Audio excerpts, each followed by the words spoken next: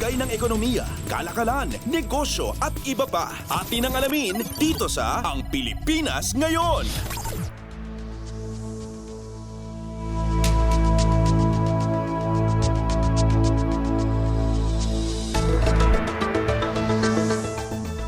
Magandang araw. Narito na po ang Balitang Business. Sinabi ng Bureau of Treasury o BTR na umabot ng 14.48 trilyong piso ang outstanding debt ng gobyerno ng Pilipinas nitong katapusan ng Oktubre. Sa inilabas na datos ng BTR, ipinakita nito na tumaas ang outstanding debt ng 1.49% mula sa 14.27 trilyong piso sa katapusan ng Setyembre. Tumaas din ang debt stock ng 6.16% mula sa 13.64 na trilyong piso sa kaparehong buwan ng nakalipas na taon at umakyat din ito ng 7.71% mula sa 13.42 trilyong piso sa katapusan ng Disyembre ng taong 2022. Nitong katapusan ng Oktubre, ang bulto o 68.38% ng debt portfolio ng gobyerno ay mula sa mga domestic sources. Nadagdagan ang domestic debt ng 1.73% sa 9.9 na trilyong piso sa katapusan ng Setyembre. Umakyat din ang domestic borrowings sa 5.85% mula sa 9.36 na trilyong piso sa kaparehong buwan noong taong 2022. Samantala, ang external debt naman ay nadagdagan ng 0.77%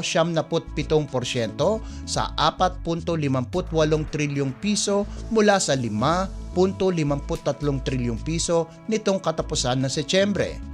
Ang foreign borrowings ay tumaas ng 6.83% mula sa 4.29 na trilyong piso sa kaparehong buwan nitong nakalipas na taon. Lagay ng ekonomiya, kalakalan, negosyo at iba pa. Atin ang alamin dito sa Ang Pilipinas Ngayon.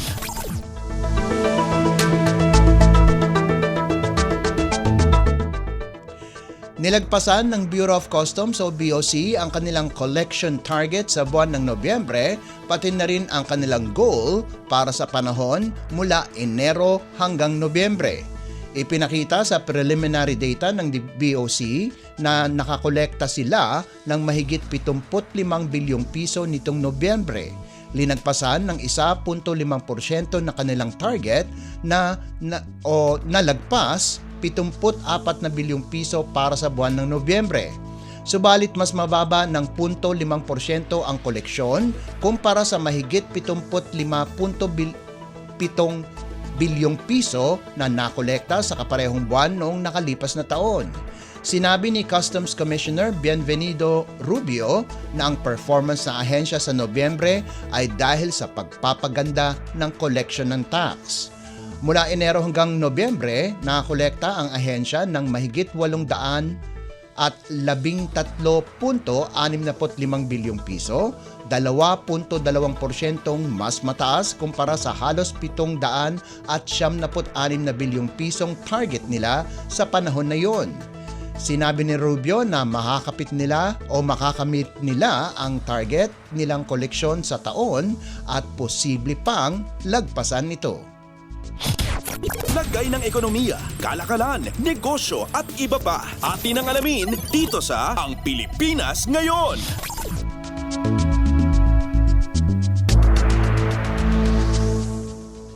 Sinabi ng Department of Agriculture o DA na kailangan ng obserbahan ng mga rice traders ang 30-day deadline bago sila mag-angkat ng bigas mula sa petsa ng pag-issue ng Sanitary and Phytosanitary Import Clearance o SPSIC. Isinasaad sa Memorandum Circular o MC number 53 o 53 na pinirmahan ni Agriculture Secretary Francisco Chu Laurel Jr. na nag-aamyenda sa MC43 na magbibigay sa karamihan sa mga inaangkat mula sa Association of Southeast Asian Nations o ASEAN ng 60 araw para dumating sa Pilipinas at 70 araw kapag nagmula ang bigas sa Myanmar at iba pang bansa. Ayon sa MC53, ang panibagong deadline ay 30 araw kahit saang bansa ito manggagaling. Sinabi ng DA na dadaan pa din sa plant quarantine procedures ang bigas pagdating sa puerto sa Pilipinas.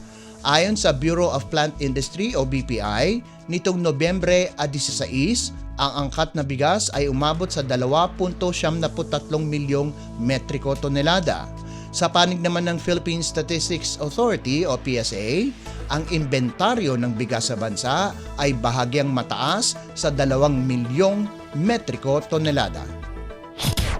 Lagay ng ekonomiya, kalakalan, negosyo at iba pa. Atin ang alamin dito sa Ang Pilipinas Ngayon.